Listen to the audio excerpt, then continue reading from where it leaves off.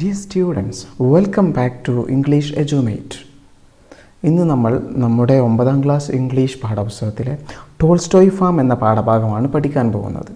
നമുക്കെല്ലാവർക്കും അറിയാം, നമ്മുടെ രാഷ്ട്രപിതാവായ മഹാത്മാഗാന്ധിയുടെ ഓട്ടോബയോഗ്രഫിയാണ് the story of my experiments with truth, അഥവാ എൻ്റെ സത്യാന്വേഷണ പരീക്ഷണങ്ങൾ. ആ ഒരു ഓട്ടോബയോഗ്രഫിയുടെ ചെറിയൊരു ഭാഗമാണ് ഈ ടോൾസ്റ്റോയ് ഫാം എന്ന ഈ ഒരു പാഠഭാഗത്തിലൂടെ നമ്മൾ പഠിക്കാൻ പോകുന്നത്.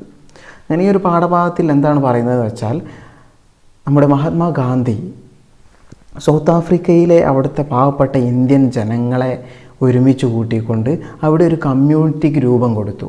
മാത്രമല്ല, ആ ഒരു കമ്മ്യൂണിറ്റിയെ എങ്ങനെയാണ് ഗാന്ധിജി വളർത്തിക്കൊണ്ടുവന്നത്, ഏത് രീതിയിലാണ് അവളെ വളർത്തിയിട്ടുള്ളത്, അതിനുവേണ്ടി അദ്ദേഹം അവലംബിച്ച മെത്തേഡുകൾ, ആ സമ്പ്രദായം എന്തായിരുന്നു, അവരുടെ എല്ലാം ജീവിതത്തെ തന്നെ മാറ്റിമറിച്ച ആ ഒരു സമ്പ്രദായങ്ങൾ എന്തൊക്കെയാണ് എന്നാണ് ഈ ഒരു പാഠഭാഗത്തിലൂടെ പറയാൻ പോകുന്നത്. സോ ടോൾസ്റ്റോയ് ഫാം എന്നാണ് ആ കമ്മ്യൂണിറ്റിയുടെ പേര്. ഇവിടെ ഈ ടോൾസ്റ്റോയ് എന്ന് പേര് പറയാൻ കാരണം, ടോൾസ്റ്റോയെ നമുക്കറിയാം, ഈ വളരെ പ്രസിദ്ധിയാർജിച്ച ഒരു റഷ്യൻ എഴുത്തുകാരനാണ് ടോൾസ്റ്റോയ്. അങ്ങനെ എന്തുകൊണ്ടാണ് ഈ ഫാമിന് ടോൾസ്റ്റോയ് ഫാം എന്ന് പേര് കൊടുത്തതെന്ന് നമ്മൾ പറയുന്നുണ്ട്. സോ ഇത് മഹാത്മാഗാന്ധിയുടെ ഒരു ഓട്ടോബയോഗ്രഫി ആയതിനാൽ തന്നെ ഇതൊരു ഫസ്റ്റ് പേഴ്സൺ നരേഷൻ ആയിരിക്കും. ഇതിലുള്ള എല്ലാം ആരായിരിക്കും? നമ്മുടെ മഹാത്മാഗാന്ധി ആയിരിക്കും. So let's read. Tolstoy Farm was a community of Indians started by Gandhiji in Transvaal, South Africa in 1910. 1910 south ആഫ്രിക്കയിലെ ട്രാൻസ്വാൽ എന്ന പ്രദേശത്ത് ഗാന്ധിജി തുടക്കം കുറിച്ച ഒരു ഇന്ത്യൻ കമ്മ്യൂണിറ്റി ആയിരുന്നു Tolstoy farm. It became the head quarters of the campaign of Satyagraha non violence. നമുക്കെല്ലാവർക്കും അറിയാവുന്ന ഗാന്ധിജിയുടെ വളരെ മഹത്തമായൊരു തത്വമാണ് നോൺ വയലൻസ് അഥവാ അഹിംസ, അക്രമരാഹിത്യം. ആ അഹിംസയുടെ ആസ്ഥാനമായിരുന്നു, അഹിംസയുടെ ക്യാമ്പയിൻ്റെ ആസ്ഥാനമായിരുന്നു ഈ ഒരു Tolstoy farm. The farm 21 miles away from Johannesburg. ഈ ജോഹന്നാസ്ബർഗ് എന്ന പട്ടണത്തിൽ നിന്ന് 21 മൈലുകൾ അപ്പുറത്തുള്ള, 21 മൈൽ എന്ന് പറഞ്ഞാൽ ഏകദേശം 33ഓളം കിലോമീറ്ററുകൾ വരും. ആ 21 മൈലുകൾ അപ്പുറത്തുള്ള, ജോഹന്നാസ്ബർഗിൽ നിന്ന് 21 മൈലുകൾ അപ്പുറത്തുള്ള ഈ ഒരു farm had been bought by mister Kallenbach, നമ്മളെ വൺ ഓഫ് ഗാന്ധിജീസ് സപ്പോർട്ടേഴ്സ്, നമ്മുടെ ഗാന്ധിജിയുടെ അനുയായികളിൽപ്പെട്ട ഒരാളായ മിസ്റ്റർ ഹെർമൻ കെല്ലൻബാച്ച് വാങ്ങിയ ഒരു ഫാമായിരുന്നു ഇത്. Both Kallenbach and Gandhiji were highly impressed by Tolstoy's writings. ഇനി എന്താണ് ഈ ഫാമിന് ഇങ്ങനെ ടോൾസ്റ്റോയ് ഫാം എന്ന് പേര് വരാൻ കാരണം? നമ്മുടെ ഗാന്ധിജിയും അതുപോലെ തന്നെ കെല്ലൻബാച്ചും ഇരുവരും എന്തായിരുന്നു, നമ്മുടെ ടോൾസ്റ്റോയുടെ രചനകളുമായിട്ട് നല്ല ഇഷ്ടമുള്ളവരായിരുന്നു. ടോൾസ്റ്റോയുടെ രചനകൾ നന്നായിട്ട് ആകർഷിക്കപ്പെട്ടവരായിരുന്നു. So they decided to name the farm after Tolstoy. അതിനാൽ തന്നെ അവർ ഈ ഫാമിന് ടോൾസ്റ്റോയ് എന്ന നാമകരണം ചെയ്തു, ടോൾസ്റ്റോയ് ഫാം എന്നാക്കി. The inmates of the farm were schooled by Gandhiji himself. ആ ഫാമിലുണ്ടായിരുന്ന എല്ലാ അന്തേവാസികളും ഗാന്ധിജി പഠിപ്പിച്ചവരായിരുന്നു. അവരെല്ലാവരെയും പഠിപ്പിക്കുന്നത് ആര് തന്നെയായിരുന്നു? ഗാന്ധിജിയായിരുന്നു. Schooled by Gandhiji himself. അങ്ങനെ as the farm grew, it was found necessary to make some provision for the education of its boys and girls. അങ്ങനെ ഈ ഫാം ഇങ്ങനെ വളർന്നു വന്നപ്പോൾ അവിടെയുള്ള ആൺകുട്ടികൾക്കും പെൺകുട്ടികൾക്കുമെല്ലാം അവരുടെ വിദ്യാഭ്യാസത്തിന് ആവശ്യമായ സജ്ജീകരണങ്ങൾ തയ്യാറാക്കൽ വളരെ അനിവാര്യമായിട്ട് ബോധ്യപ്പെട്ടു. ആർക്ക്? ഗാന്ധിജിക്ക്. അങ്ങനെ അങ്ങനെ അവിടെ താമസിക്കുന്നവരിൽപ്പെട്ട ഇവരിൽ ആരൊക്കെ ഉണ്ടായിരുന്നു? Hindu, Musalman, Parsi and Christian boys. Hindu, Musalman, Parsi, Christian എന്നീ മതങ്ങളിൽപ്പെട്ട ആൺകുട്ടികളും ആൻഡ് സം ഹിന്ദു ഗേൾസ്, കുറച്ച് ഹിന്ദു പെൺകുട്ടികളുമായിരുന്നു അവിടെ വസിച്ചിരുന്നത്. It was not possible and I did not think it necessary. ഇത് അസാധ്യമായിരുന്നു. And I did not think it necessary. അത് അനിവാര്യമാണെന്ന് എനിക്ക് തോന്നുന്നില്ല. എന്തായിരുന്നു അസാധ്യമാണെന്ന് പറഞ്ഞാൽ എന്താ? To engage special teachers for them. അവർക്ക് വേണ്ടി, അവിടെ നിൽക്കുന്നവർക്ക് വേണ്ടി പ്രത്യേകം പുറത്തുനിന്ന് ടീച്ചേഴ്സിനെ വരുത്തുക എന്ന് പറഞ്ഞാൽ, അവർക്ക് വേണ്ടി തയ്യാറാക്കുക എന്ന് പറഞ്ഞാൽ അത് ഇമ്പോസിബിൾ ആയിരുന്നു. മാത്രമല്ല, ഗാന്ധിയെ സംബന്ധിച്ചിടത്തോളം ഗാന്ധിജിക്ക് എന്താ തോന്നിയത്? അതിൻ്റെ ഒന്നും ആവശ്യമില്ല എന്നുള്ളൊരു അഭിപ്രായമായിരുന്നു ഗാന്ധിജിക്ക് ഉണ്ടായിരുന്നത്. It was not possible for qualified Indian teachers were scarce. കാരണം എന്താ? അവിടെ ക്വാളിഫൈഡ് ആയിരിക്കുന്ന ഇന്ത്യൻ ടീച്ചേഴ്സിനെ കണ്ടെത്തുക എന്ന് പറഞ്ഞാൽ വളരെ പ്രയാസകരമായിരുന്നു. കാരണം ഇറ്റ് വാസ് നോട്ട് പോസിബിൾ, സാധ്യമായിരുന്നില്ല ഫോർ ക്വാളിഫൈഡ് ഇന്ത്യൻ ടീച്ചേഴ്സ്. കാരണം ക്വാളിഫൈഡ് ആയിരിക്കുന്ന ഇന്ത്യൻ ടീച്ചേഴ്സ് വേർ സ്കാർസ്, വളരെ കുറവായിരുന്നു അവിടെ. ആൻഡ് ഈവൻ വെൻ അവൈലബിൾ, ഇനി അവൈലബിൾ ആണെങ്കിൽ തന്നെ, ലഭ്യമായാൽ തന്നെ, none would be ready to go to a place 21 miles distant from Johannesburg on a small salary. ഇത്തരം തുച്ഛമായൊരു ശമ്പളത്തിന് ജോഹന്നാസ്ബർഗിൽ നിന്ന് 21 മൈൽ അകലെയുള്ള അത്തരമൊരു പ്രദേശത്ത് പോയി ക്ലാസ് എടുക്കാൻ അവരാരും തയ്യാറുമായിരുന്നില്ല. Also we were certainly not overflowing with money. ഞങ്ങളാണെങ്കിൽ സമ്പത്ത് കുമിഞ്ഞുകൂടി നിൽക്കുകയല്ല, ഓവർഫ്ലോയിങ് എന്ന് പറഞ്ഞാൽ നിറഞ്ഞു കവിയുക. അപ്പോൾ സമ്പത്ത് നിറഞ്ഞു കവിഞ്ഞ് നിൽക്കുകയായിരുന്നില്ല ഞങ്ങളുടെ അടുത്ത്. ഞങ്ങളും സാമ്പത്തികമായൊരു പരിങ്ങലിലായിരുന്നു. അതിനാൽ തന്നെ ഒരു ഉയർന്ന ശമ്പളത്തിന് ഒരു ടീച്ചറിനെ വെക്കുക എന്ന് പറഞ്ഞാൽ അത് സാധ്യമായിരുന്നില്ല. ഇനി കുറഞ്ഞ ശമ്പളത്തിന് വല്ല ടീച്ചേഴ്സും കൊണ്ട് വരുമോ ഇത്രയും ദൂരമുള്ള സ്ഥലത്തേക്ക്? അതും നടക്കില്ല. അതിനാൽ തന്നെ പുറത്തുനിന്ന് ഒരു ടീച്ചറിന് കൊണ്ടുവരിക എന്ന് പറഞ്ഞാൽ ഇമ്പോസിബിളായിരുന്നു. And I did not think it necessary to import teachers from outside the farm. മാത്രമല്ല, എനിക്ക് പുറത്തുനിന്ന് ടീച്ചേഴ്സിനെ ഇങ്ങോട്ട് വരുത്തി കൊണ്ടുവരിക എന്ന് പറഞ്ഞാൽ ഒരു അനിവാര്യത ആണെന്ന് എനിക്ക് തോന്നിയിട്ടുമില്ല. ഫാമിലേക്ക് പഠിപ്പിക്കാൻ വേണ്ടി പുറത്തുനിന്ന് ടീച്ചേഴ്സിനെ വരുത്തുക എന്ന് പറഞ്ഞത് അനിവാര്യമായിട്ട് എനിക്ക് തോന്നിയതുമില്ല. I did not believe in the existing system of education. നിലവിലെ വിദ്യാഭ്യാസ സമ്പ്രദായങ്ങളുമായിട്ട് ഞാൻ ഒരിക്കലും വിശ്വസിക്കുന്നില്ല, അതിൽ ഞാൻ അംഗീകരിക്കുന്നില്ല അതിനെ. ആൻഡ് ഐ ഹാഡ് പിന്നെ എനിക്കെന്താ ഉണ്ടായിരുന്നത്? I had a mind to find out by experience and experiment the true system. ഞാൻ ആഗ്രഹിച്ചിരുന്നു. ഐ ഹാഡ് എ മൈൻഡ് എന്ന് പറഞ്ഞാൽ ഐ ഹാഡ് വാണ്ടഡ്, ഞാൻ ആഗ്രഹിച്ചിട്ടുണ്ടായിരുന്നു. To find out by experience and experiment, എൻ്റെ അനുഭവങ്ങളിലൂടെയും അതുപോലെ തന്നെ പരീക്ഷണങ്ങളിലൂടെയും ദ ട്രൂ സിസ്റ്റം, ഒരു ശരിയായ വിദ്യാഭ്യാസ സമ്പ്രദായം കണ്ടെത്തണമെന്ന് ഞാൻ ആഗ്രഹിച്ചിട്ടുണ്ടായിരുന്നു. ഇപ്പോൾ നിലവിലുള്ള ഈ വിദ്യാഭ്യാസ സമ്പ്രദായമൊക്കെ മാറ്റി എഴുതി പുതിയ ഒരു പരീക്ഷണങ്ങളിലൂടെയും അതുപോലെ തന്നെ എൻ്റെ അനുഭവങ്ങളിലൂടെയൊക്കെ പുതിയൊരു വിദ്യാഭ്യാസ സമ്പ്രദായത്തിന് രൂപം കൊടുക്കുക, ശരിയായൊരു വിദ്യാഭ്യാസ സമ്പ്രദായത്തിന് രൂപം കൊടുക്കാൻ ഞാൻ ആഗ്രഹിച്ചിട്ടുണ്ടായിരുന്നു. Only this much I knew. എനിക്കിത്രയാണ് ഞാൻ അറിയുന്നത്, ഇത്ര കാര്യങ്ങളാണ് എനിക്ക് അറിയാനുള്ളത്. എന്താണ്? ദാറ്റ് അണ്ടർ ഐഡിയൽ കണ്ടീഷൻസ്, നല്ല മാതൃകാപരമായ ചുറ്റുപാടുകളിൽ നിന്ന് അല്ലെങ്കിൽ മാതൃകാപരമായ അവസ്ഥകളിൽ നിന്ന് true education could be imparted only by the parents. ശരിയായ വിദ്യാഭ്യാസം എന്ന് പറഞ്ഞാൽ അവരുടെ മാതാപിതാക്കളിൽ നിന്ന് മാത്രമേ ഉണ്ടാക്കാൻ സാധിക്കുള്ളൂ. True education could be imparted only by the parents. യഥാർത്ഥ ശരിയായ വിദ്യാഭ്യാസം അത് പാരൻസിലൂടെ പകർന്ന് കിട്ടുന്നതാണ്. And that then there should be the minimum of outside help. അതിനാൽ തന്നെ പുറമേ നിന്നുള്ള സഹായം വളരെ മിനിമമായിരിക്കണം. ശരിക്ക് യഥാർത്ഥ വിദ്യാഭ്യാസം ആരിൽ നിന്ന് കിട്ടേണ്ടതാണ്? പാരൻസ്. അവരാണ് നമ്മളെ പ്രൈമറി ടീച്ചേഴ്സ്. അവരിൽ നിന്നാണ് യഥാർത്ഥ വിദ്യാഭ്യാസം. കാരണം അടിത്തറ പാകുന്നത് അവരാണ്. അപ്പോൾ അവർ നൽകുന്ന വിദ്യാഭ്യാസമാണ് യഥാർത്ഥ വിദ്യാഭ്യാസം. So then there should B, അങ്ങനെയുള്ള അവർ നൽകുന്ന വിദ്യാഭ്യാസം, ആ ഒരു അടിത്തറ വളരെ ഭദ്രമായാൽ then there should be the minimum of the outside help. പുറമേ നിന്നുള്ള സഹായങ്ങൾ വളരെ കുറച്ചേ നമുക്ക് ആവശ്യമുള്ളൂ. കാരണം എന്താണ്? പാരൻസിലൂടെ നമ്മുടെ അടിത്തറ വളരെ ഭദ്രമായി തീരും. ദാറ്റ് ടോൾസ്റ്റോയ് ഫാം, ഞങ്ങളുടെ ഈ Tolstoy farm was a family. അതൊരു ഫാമിലി ആയിരുന്നു. എല്ലാവരും വ്യത്യസ്ത സ്ഥലങ്ങളിൽ നിന്ന് വരുന്നവരായിരുന്നു. ഞങ്ങളൊരു ഫാമിലിയെ പോലെയായിരുന്നു വസിച്ചിരുന്നത്.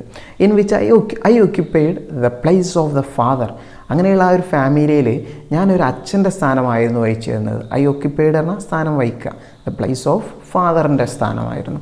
And that I should so far as possible shoulder the responsibility for the training of the young. അക്കാരണത്താൽ തന്നെ ഞാൻ അവിടുത്തെ ഒരു അച്ഛനാണല്ലോ. അതിനാൽ തന്നെ അവിടുത്തെ യങ്ങിൻ്റെ, അവിടെയുള്ള യുവതയുടെ എല്ലാ പരിശീലനത്തിൻ്റെയും ഉത്തരവാദിത്തം ഞാൻ ഏറ്റെടുത്ത് വഹിക്കേണ്ടതുണ്ടായിരുന്നു. കഴിയുന്നിടത്തോളം ഞാനത് ചെയ്യേണ്ടതുണ്ടായിരുന്നു. I should so far as possible, എനിക്ക് കഴിയുന്നിടത്തോളം ഞാൻ ഷോൾഡർ എന്നാൽ വഹിക്കുക, ഏറ്റെടുക്കുക, വഹിക്കണം. The responsibility for the training of the young, അവിടുത്തെ യങ്സ്റ്റേഴ്സിൻ്റെ എല്ലാം ട്രെയിനിങ് എനിക്ക് കഴിയുന്നിടത്തോളം ഞാൻ തന്നെ അത് നടത്തേണ്ടതുണ്ടായിരുന്നു, വഹിക്കേണ്ടതുണ്ടായിരുന്നു. The conception no doubt was not without its flaws. എൻ്റെ ഈ ഒരു ആശയത്തിന് അതിൻ്റേതായ കുറവുകളുണ്ട് എന്നുള്ള കാര്യത്തിൽ ഒരു സംശയവുമില്ല. ഫ്ലോസ് എന്ന് പറഞ്ഞാൽ കുറവുകൾ. അപ്പോൾ ദ കൺസെപ്ഷൻ, എൻ്റെ ഈ ഒരു ആശയങ്ങൾ നോ ഡൗട്ട്, സംശയമില്ലാതെ തന്നെ പറയാം, was not without its flaws. അതൊരു കുറവുമില്ലാത്തതാണ് എന്നല്ല ഞാൻ പറയുന്നത്, അതിനും കുറവുകളുണ്ട്. കാരണം എന്താ? All the young people had not been with me since their childhood. ഇവിടെയുള്ള ഈ യങ് കുട്ടികൾ, ഇവിടെയുള്ള ഈ യങ്സ്റ്റേഴ്സ്, യുവാക്കളെല്ലാവരും അവരുടെ കുട്ടിക്കാലം തൊട്ടേ എൻ്റെ ഒപ്പം ഉള്ളവരല്ല. അതുകൊണ്ട് തന്നെ എനിക്ക് അവരെ നന്നായിട്ട് അറിയില്ല. അവരുടെ സ്വഭാവമൊക്കെ വ്യത്യസ്തങ്ങളാണ്, വ്യത്യസ്ത സ്ഥലങ്ങളിൽ നിന്ന് വരുന്നവരാണ്. They had been brought up in different condition. അവരെല്ലാവരും വ്യത്യസ്തങ്ങളായ അവസ്ഥകളിൽ നിന്ന് വളർന്നു വരുന്നവരാണ്. ബ്രോട്ട് അപ്പ് എന്ന് പറഞ്ഞാൽ വളർന്നു വരുന്നവരാണ്. ആൻഡ് എൻവയോൺമെൻറ്റ്സ്, വ്യത്യസ്തങ്ങളായ അന്തരീക്ഷങ്ങളിലൂടെ വളർന്ന് വരുന്നവരാണ് അവർ. And they did not belong to the same religion. മാത്രമല്ല അവരെല്ലാവരും ഒറ്റ മതങ്ങളിൽ ഉൾക്കൊള്ളുന്നവരല്ല, എല്ലാവരും വ്യത്യസ്ത മതക്കാരാണ്, വ്യത്യസ്ത സംസ്കാരമുള്ളവരാണ്. അതുകൊണ്ട് തന്നെ അവരെ എല്ലാവരെയും പെട്ടെന്ന് ഒരു ഉഷാറാക്കിയെടുക്കുക എന്ന് പറഞ്ഞത് നിസ്സംശയം അതിന് ചെറിയ കുറവുകളൊക്കെ ഉണ്ടാവും. How could I do full justice to the young people this circumstances? അത്തരം ഒരു സാഹചര്യത്തിൽ വളർന്നു വന്ന എന്ന് പറഞ്ഞാൽ വ്യത്യസ്ത സ്ഥലങ്ങളിൽ വ്യത്യസ്ത മതക്കാരായിരിക്കുന്ന വ്യത്യസ്ത ഏജ് ഗ്രൂപ്പിലുള്ള അത്തരം ഒരു സാഹചര്യത്തിൽ വരുന്നവരെ എല്ലാവരോടും ഒരേപോലെ നീതി പുലർത്താൻ എങ്ങനെയാണ് എനിക്ക് സാധിക്കുക? ദ സർക്കംസ്റ്റാൻസർ പറഞ്ഞാൽ അത്തരം ഒരു സാഹചര്യത്തിൽ വന്ന. How could I do full justice? എങ്ങനെയാണ് എനിക്ക് പൂർണ്ണമായ നീതി പാലിക്കാൻ സാധിക്കുക ടു ദ യങ് പീപ്പിൾ, അവിടെയുള്ള യങ് ജനതയോട്. ദ സർക്കംസ്റ്റാൻസിലൂടെ നമ്മൾ മുകളിൽ പറഞ്ഞ ആ ഒരു സാഹചര്യത്തിൽ വളർന്നു വന്ന ആ ഒരു യങ് ജനതയോട് പൂർണ്ണമായി എങ്ങനെ ഞാൻ നീതി പാലിക്കും? Even if I assumed the place of pater familias, ഞാൻ അവിടെയുള്ളൊരു കാരണവരുടെ സ്ഥാനമാണ് നിർവഹിക്കുന്നതെങ്കിൽ പോലും അങ്ങനെ വളർന്നു വരുമ്പോൾ അതിൻ്റേതായ കുറവുകളൊക്കെ ഉണ്ടാവുമല്ലോ. പൂർണ്ണമായിട്ട് നീതി പാലിക്കാൻ എന്നെക്കൊണ്ട് സാധിക്കൂലല്ലോ, കാരണം എല്ലാവരും വ്യത്യസ്തരാണ്.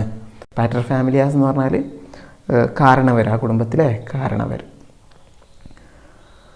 But I had always given the first place to the culture of the heart or the building of character. പക്ഷേ ഞാൻ എപ്പോഴും ആദ്യ സ്ഥാനം നൽകിയിരുന്നത് നമ്മുടെ ഹൃദയശുദ്ധിയായിരുന്നു, ഹൃദയത്തിലെ സംസ്കാരം. And the building of character, സ്വഭാവ രൂപീകരണത്തിലും അതുപോലെ നമ്മുടെ ഹൃദയത്തെ സംസ്കരിച്ചെടുക്കുന്നതിലുമായിരുന്നു ഞാൻ എപ്പോഴും ആദ്യ സ്ഥാനം നൽകിയിരുന്നത്.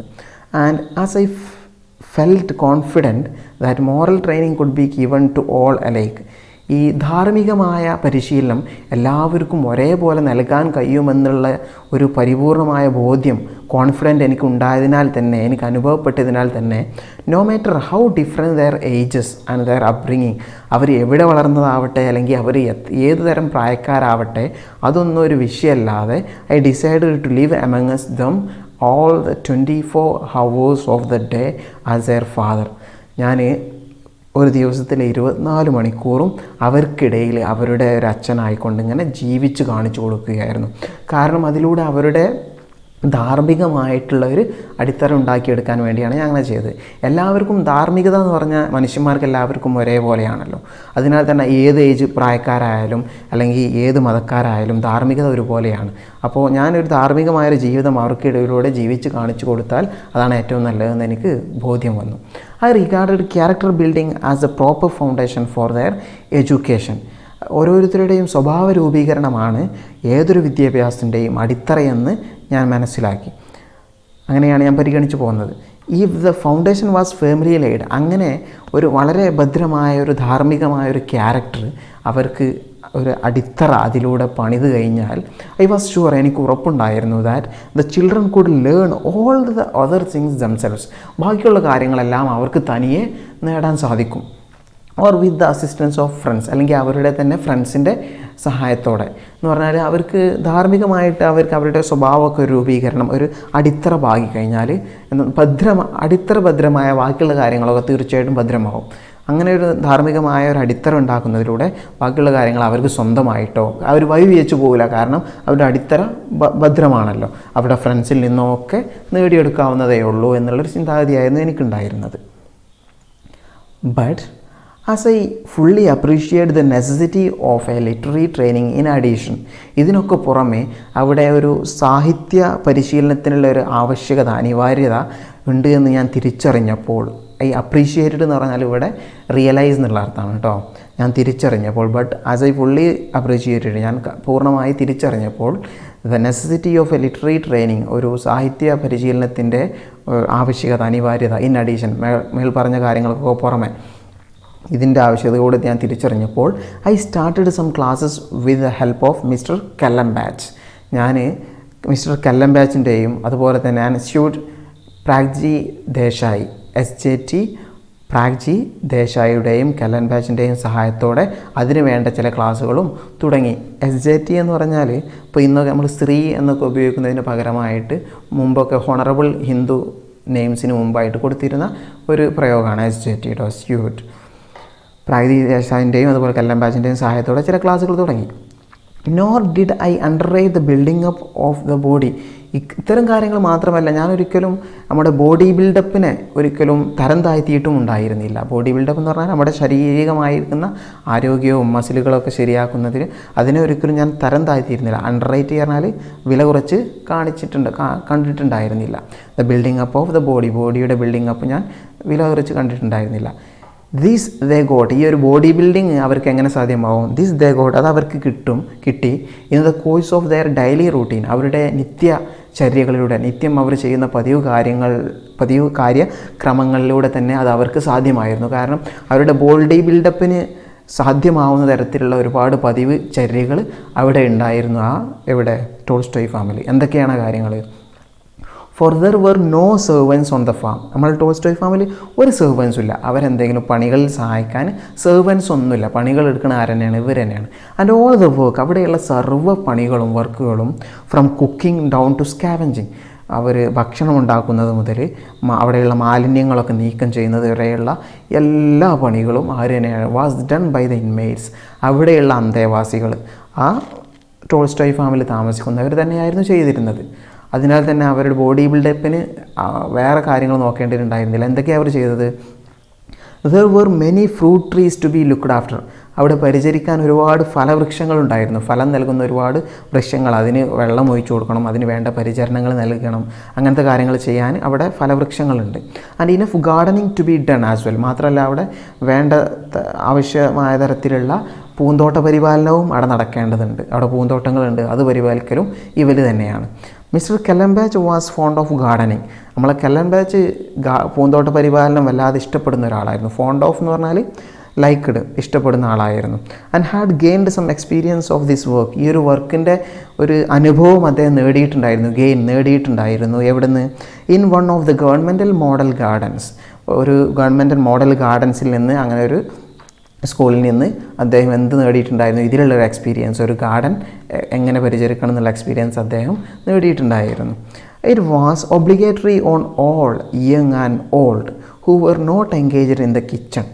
കിച്ചണിൽ ഇപ്പോൾ എൻഗേജ്ഡ് ആയിട്ടുള്ളവരല്ലാത്ത എല്ലാ വയസ്സായവരും ചെറിയവരും യങ്ങും അങ്ങനെയുള്ള എല്ലാവർക്കും ഒബ്ലിഗേറ്ററി ആയിരുന്നു, നിർബന്ധമായിരുന്നു. എന്ത് നിർബന്ധമായിരുന്നു?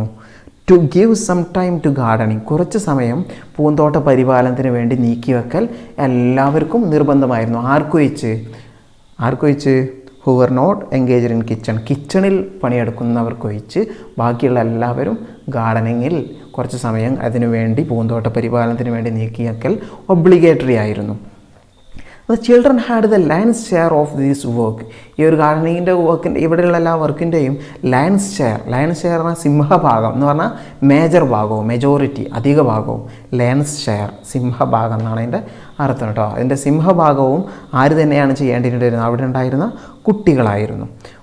അത് ഇൻക്ലൂഡ് എന്തൊക്കെ വർക്ക് അവിടെ ഉണ്ടായിരുന്നത്? ഇൻക്ലൂഡ് ഡിഗിങ് പിറ്റ്സ്, കുഴികൾ കുഴിക്കുക, ഫെല്ലിംഗ് ടിമ്പർ, അവിടെയുള്ള മരത്തടികൾ കഷ്ണിക്കുക, മുറിക്കുക, ആൻഡ് ലിഫ്റ്റിംഗ് ലോഡ്സ്, അവിടെയുള്ള ചുമടുകളൊക്കെ ഉയർത്തുക. ഇങ്ങനെയുള്ള ഒരുപാട് പണികളുണ്ടായിരുന്നു. This gave them ample exercise, ഈ പണികളെല്ലാം തന്നെ അവർക്ക് വേണ്ടത്ര ധാരാളം എക്സസൈസ് അവരുടെ ശരീരത്തിന് കിട്ടിയിരുന്നു. അതിനാൽ തന്നെ ബോഡി ബിൽഡപ്പിന് അതിൻ്റെ വേറെ ഒരു എക്സസൈസിൻ്റെ ആവശ്യം ഇവർക്കുണ്ടായിരുന്നില്ല. മറിച്ച് ഇവരുടെ ഈ പതിവ് ചര്യകളായ ഇത്തരം പണികളെല്ലാം അവരുടെ ബോഡി പുഷ്ടിക്കാനും ഉഷാറാവാനും മസിൽ വരാനൊക്കെ അവരെ സഹായിച്ചിരുന്നു. They took delight in the work, അവരെല്ലാവരും അവിടെയുള്ള പണിയിൽ സന്തോഷം കണ്ടെത്തി. And so they did not generally need any other exercise or games, അതിനാൽ തന്നെ അതെല്ലാം വളരെ ആവേശപൂർവ്വം ചെയ്യുന്നതിനാൽ തന്നെ മറ്റൊരു എക്സസൈസ് അവരുടെ ശരീരം നന്നാക്കാൻ അല്ലെങ്കിൽ എന്തെങ്കിലും ഗെയിമുകളിൽ ഏർപ്പെടുക അതിൻ്റെ ഒന്നും ആവശ്യം ഉണ്ടായിരുന്നില്ല. Of course some of them, ഇങ്ങനെയൊക്കെ പറയുമ്പോഴും തീർച്ചയായിട്ടും അവരിൽ ചിലർ, and sometimes all of them, ചില സമയങ്ങളിൽ ഏകദേശം എല്ലാവരും മാലിംഗേർഡ് ആൻഡ് ഷീക്കഡ്, ചിലവർ എന്ത് ചെയ്തു? മാലിംഗേർഡായി എന്ന് പറഞ്ഞാൽ ചിലവർ രോഗം നടിച്ച് കിടക്കും, രോഗമില്ലെങ്കിലും പണിയെടുക്കാൻ മടിച്ചിട്ട് രോഗം നടിച്ച് കിടക്കാറുണ്ടായിരുന്നു. ആൻഡ് ഷീക്കഡ്, അവർ ഒഴിഞ്ഞു മാറും, രോഗം നടിച്ച് കിടന്നുകൊണ്ട് ഇത്തരം പണികളിൽ നിന്ന് ചിലവർ ഒഴിഞ്ഞു മാറാറുണ്ടായിരുന്നു. Sometimes I connived at their pranks, ചിലപ്പോഴൊക്കെ ഞാൻ അവരുടെ അത്തരം കുസൃതികൾ കണ്ടില്ലെന്ന് നടിക്കും. കണ്ണൈവ്ഡ് എന്ന് പറഞ്ഞാൽ കണ്ടില്ലെന്ന് നടിക്കുക, പ്രാങ്ക്സ് എന്ന് പറഞ്ഞാൽ അവരുടെ കുസൃതികൾ. But often I was strict with them, പലപ്പോഴും ഞാൻ അവരോട് വളരെ സ്ട്രിക്റ്റ് ആയിരുന്നു. I dare say they did not like that strictness. എനിക്ക് വിശ്വാസമുണ്ട്, എനിക്ക് ഉറപ്പാണ് എന്ത് അവർക്ക് ഈ സ്ട്രിക്ട്നെസ് ഒന്നും അവർക്ക് ഇഷ്ടമല്ല എന്ന് എനിക്കറിയാം. ഐ ഡെയർ സേ എന്ന് പറഞ്ഞാൽ I believe it is true that, എനിക്ക് വിശ്വാസമുണ്ട് ഇത് ശരിയാണ് എന്ത്, that they did not like strictness, അവർക്ക് ഈ ഒരു സ്ട്രിക്ട്നെസ് ഒന്നും ഇഷ്ടമല്ല എന്ന് എനിക്കറിയാം.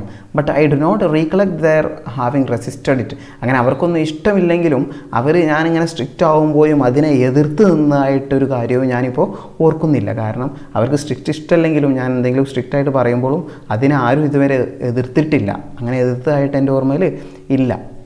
Whenever I was strict, I would by argument convince them that it was not right to play with one's work.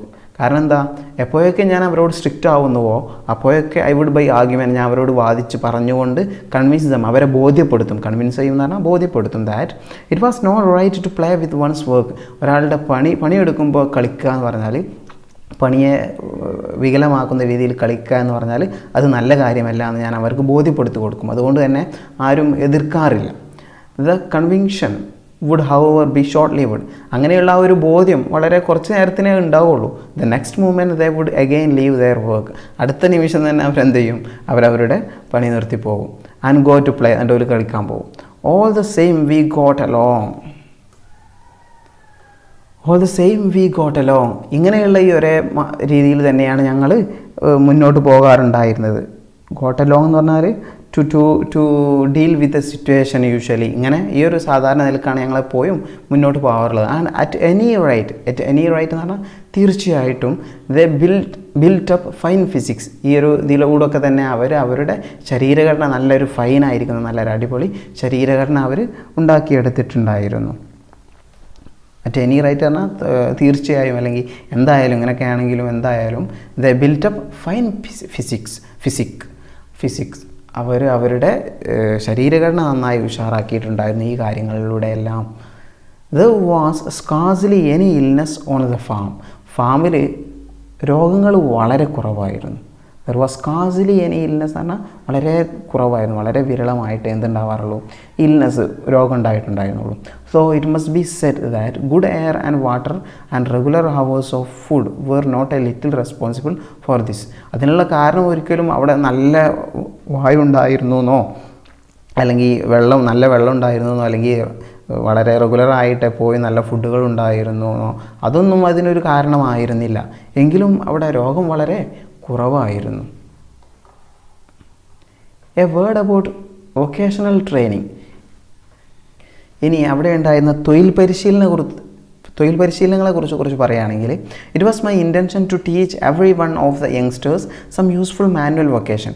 അവിടെയുള്ള എല്ലാ യുവതകൾക്കും, എല്ലാ യുവാക്കൾക്കായാലും അല്ലെങ്കിൽ യുവതികളായാലും ആർക്കായാലും കുറച്ച് കൈത്തൊഴിൽ പരിശീലനം നൽകണമെന്ന് ഞാൻ ആഗ്രഹിച്ചിരുന്നു. ഇറ്റ് വാസ് മൈ ഇൻറ്റൻഷൻ, എൻ്റെ ഉദ്ദേശമായിരുന്നു to teach every one of the youngsters, അവിടെയുള്ള എല്ലാ യങ്സ്റ്റേഴ്സ് ആയിരിക്കുന്ന ആളുകൾക്കും പഠിപ്പിച്ചു കൊടുക്കുക സം യൂസ്ഫുൾ മാനുവൽ വൊക്കേഷൻ, ഉപകാരപ്രദമായിരിക്കുന്ന കുറച്ച് കൈത്തൊഴിൽ നേടിക്കൊടുക്കുക. For this purpose mister Kallenbach went to a Trappist monastery.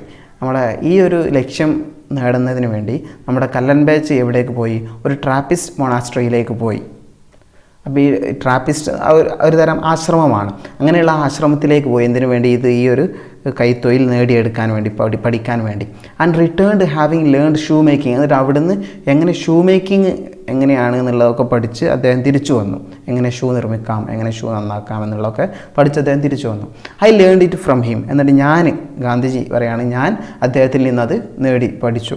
And taught the art to such as were ready to take it up. അത് ഏറ്റെടുക്കാൻ തയ്യാറുള്ള, അതിൽ ready to take it up എന്ന് പറഞ്ഞാൽ അതിൽ ഇൻട്രസ്റ്റഡ് ആയിട്ടുള്ള ആളുകൾക്ക്, അല്ലെങ്കിൽ അതിന് തയ്യാറുള്ളവർക്ക് ഞാനത് എന്ത് ചെയ്തു, പഠിപ്പിച്ചു കൊടുത്തു. Mister Kallenbach had some experience of carpentry. നമ്മുടെ കല്ലൻബാച്ചിന് ഈ ആശാരിപ്പണിയിൽ ചെറിയൊരു അനുഭവമൊക്കെ ഉണ്ടായിരുന്നു, ഒരു എക്സ്പീരിയൻസ് ഒക്കെ ഉണ്ടായിരുന്നു. കാർപ്പൻട്രി എന്ന് പറഞ്ഞാൽ ആശാരിപ്പണിയിൽ. And there was another inmate who knew it. അവിടെ അതേപോലെ തന്നെ ആ അന്തേവാസികളിൽ മറ്റൊരാൾ കൂടി ഉണ്ടായിരുന്നു, ഈ ആശാരിപ്പണി അറിയാവുന്ന മറ്റൊരാൾ കൂടി അവിടെ ഉണ്ടായിരുന്നു. So we had A small class in carpentry. അതിനാൽ തന്നെ കാർപ്പൻട്രിയിൽ, നമ്മുടെ ആശാരിപ്പണിയിൽ ചെറിയൊരു ക്ലാസ്സും ഞങ്ങൾക്ക് നടത്താൻ സാധിച്ചു. Cooking almost all the youngsters knew. ഏകദേശം അവിടെയുള്ള എല്ലാ യങ്സ്റ്റേഴ്സിനും എന്തറിയാമായിരുന്നു? കുക്കിംഗ് അറിയാമായിരുന്നു. All these was new to them. ഈ കാര്യങ്ങളെല്ലാം ഈ ഒരാൾക്ക് ജീവിക്കാൻ ആവശ്യമായ എല്ലാ കാര്യങ്ങളും ഇങ്ങനെ ഇവർക്ക് കിട്ടുന്നുണ്ട് എന്നുള്ളത് all these was new to them. അവരെ സംബന്ധിച്ചിടത്തോളം ഇതെല്ലാം ഒരു പുതിയ അനുഭവമായിരുന്നു. They had never even dreamed that they would have to learn these things some day. അവരൊരിക്കലും സ്വപ്നത്തിൽ പോലും വിചാരിച്ചിരുന്നിട്ടുണ്ടായിരുന്നില്ല ഇങ്ങനെയുള്ള കാര്യങ്ങളൊക്കെ അവരുടെ ജീവിതത്തിൽ ഏതെങ്കിലും ഒരു ദിവസം അവർ നേടിയെടുക്കുമെന്ന് അവർ സ്വപ്നത്തിൽ പോലും വിചാരിച്ചിട്ടുണ്ടായിരുന്നില്ല. കാരണം അത്രത്തോളം ദരിദ്രാവസ്ഥയിൽ ജീവിക്കുന്ന ഡെസ്റ്റിറ്റ്യൂഡ് ആയിരിക്കുന്ന ആളുകളായിരുന്നു ഇവരെല്ലാവരും. കാരണം generally the only training that Indian children received in south Africa was in the 3 hours. കാരണം പൊതുവെ ആ സൗത്ത് ആഫ്രിക്കയിൽ ഇന്ത്യൻ കുട്ടികൾക്ക് കിട്ടിയിരുന്ന ആകെയുള്ളൊരു ട്രെയിനിങ് എന്ത് മാത്രമായിരുന്നു? 3 hours. ഈ 3 hours എന്തൊക്കെയാണ്? ഈ 3 hours എന്ന് പറഞ്ഞാൽ എന്തൊക്കെയാണ്? ഒന്ന് റീഡിങ്, മറ്റൊന്ന് റൈറ്റിംഗ്, വായനയും എഴുത്തും, പിന്നെ അരിത്തമെറ്റിക്. അരിത്തമെറ്റിക്കിൽ കഴിഞ്ഞിട്ടാണ് 6, അപ്പോൾ 3 hours കേട്ടോ.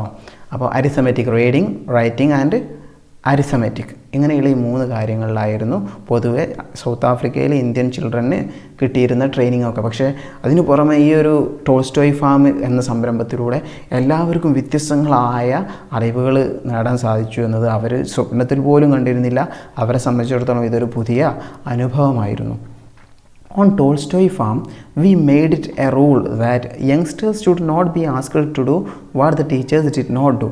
അവിടെ ഒരു റോൾ ഉണ്ടായിരുന്നു. നമ്മുടെ ടോൾസ്റ്റോയ് ഫാമിൽ ഒരു റോൾ ഉണ്ടായിരുന്നു. അവിടുത്തെ ടീച്ചേഴ്സ് ഒരിക്കലും തങ്ങൾ ചെയ്യാത്ത കാര്യങ്ങൾ അവിടെയുള്ള യങ്സ്റ്റേഴ്സിനോട് ചെയ്യാൻ വേണ്ടി പറയാൻ പാടില്ല. മറിച്ച് എന്ത് ചെയ്യണം? യങ്സ്റ്റേഴ്സ് ചെയ്യണമെന്നുണ്ടെങ്കിൽ ഈ ടീച്ചേഴ്സ് കൂടി ഒപ്പം കൂടി നിന്ന് ചെയ്തുകൊണ്ടായിരിക്കണം മറ്റവരെ കൊണ്ട് ചെയ്യാൻ പറയേണ്ടത്. നമ്മളിങ്ങനെ പറഞ്ഞാണ്ട് അവരെ കൊണ്ട് ചെയ്യിപ്പിക്കുക എന്നുള്ളതല്ല, നമ്മളിങ്ങനെ ചെയ്ത് കാണിച്ചുകൊണ്ട് അവരെ നമ്മോടൊപ്പം കൂട്ടുക എന്നുള്ളതായിരുന്നു അവിടുത്തെ rule. So on Tolstoy farm we made it a rule. ഞങ്ങളൊരു നിയമം ഉണ്ടാക്കിയിരുന്നു that the youngsters should not be asked. യങ്സ്റ്റേഴ്സിനോട് പറയാൻ പാടില്ല to do what the teachers did not do. Teachers ആയിരിക്കുന്ന നമ്മൾ ചെയ്യാത്ത കാര്യങ്ങൾ അവരോട് ചെയ്യാൻ പറയാൻ പാടില്ല. ആൻഡ് ദെയർഫോർ അക്കാരണത്താൽ തന്നെ when they were asked to do any work, അവരോട് എന്തെങ്കിലുമൊക്കെ വർക്കുകൾ ചെയ്യാൻ പറയുകയാണെങ്കിൽ, എന്ന് പറഞ്ഞാൽ ആ യങ്സ്റ്റേഴ്സിനോട് എന്തെങ്കിലുമൊക്കെ ചെയ്യാൻ പറയുകയാണെങ്കിൽ there was always a teacher cooperating. അവരോട് സഹകരിച്ചുകൊണ്ട് അവരെ സഹായിച്ചുകൊണ്ട് ഒരു ടീച്ചറും ഈ കാര്യങ്ങൾ ഇങ്ങനെ ചെയ്യുന്നുണ്ടാവും. കാരണം അത് ചെയ്യാതെ ടീച്ചർ ഒരു അവരോട് മാത്രം പണിയെടുക്കുക എന്ന് പറഞ്ഞ സംഗതി ഇവിടെ ഇല്ല. And actually working with dum, അവരോടൊപ്പം തന്നെ വർക്ക് ചെയ്യുകയാണ് ആ ടീച്ചറും. ഹെൻസ് അതിനാൽ തന്നെ what ever the youngsters learned, അവിടെയുള്ള യങ്സ്റ്റേഴ്സ് എന്തൊക്കെയാണോ നേടിയെടുത്തത് ദേ ലേൺഡ് ചിയർഫുള്ളി, അത് വളരെ സന്തോഷത്തോടെ ആവേശപൂർവ്വമായിരുന്നു അവർ ചെയ്തിട്ടുണ്ടായിരുന്നു. കാരണം നമ്മുടെ ടീച്ചേഴ്സും നമ്മോടൊപ്പം വർക്ക് ചെയ്യാനുണ്ടാകുമ്പോൾ നമുക്കൊരു പ്രത്യേക ആവേശമൊക്കെ ഉണ്ടാകും. അങ്ങനെയുള്ള ആവേശത്തോടെ ഇവർ അത് ചെയ്തിട്ടുണ്ടായിരുന്നു. അത്രയും കാര്യങ്ങളാണ് നമ്മുടെ ഈ ഒരു ഓട്ടോബയോഗ്രഫിയുടെ ഭാഗമായ, ഗാന്ധിജിയുടെ ഓട്ടോബയോഗ്രഫിയുടെ ഭാഗമായ ഈ ടോൾസ്റ്റോയ് ഫാമിൽ പറയുന്നത്. നിങ്ങൾക്ക് എല്ലാവർക്കും മനസ്സിലായിട്ടുണ്ടാവുമെന്ന് വിചാരിക്കുന്നു. തീർച്ചയായിട്ടും നിങ്ങൾ നന്നായിട്ട് കേട്ട് മനസ്സിലാക്കണം. നമ്മുടെ രാഷ്ട്രപിതാവായ ഗാന്ധിജിയുടെ വലിയൊരു ഓട്ടോബയോഗ്രഫിയാണ് എൻ്റെ സത്യാന്വേഷണ പരീക്ഷണങ്ങൾ. അതിൻ്റെ ചെറിയൊരു ഭാഗം മാത്രമാണ്. ഇതിൽ തന്നെ വളരെ നമ്മുടെ ജീവിതത്തിലും ഒരുപാട് ഉപകാരപ്പെടുന്ന അറിവുകൾ ഇതിലുണ്ട്. നിങ്ങൾ തീർച്ചയായിട്ടും വീണ്ടും കേട്ട് കണ്ട് മനസ്സിലാക്കുമെന്ന് പ്രതീക്ഷിച്ചുകൊണ്ട് happy learning to all of you. All the best. Thank you.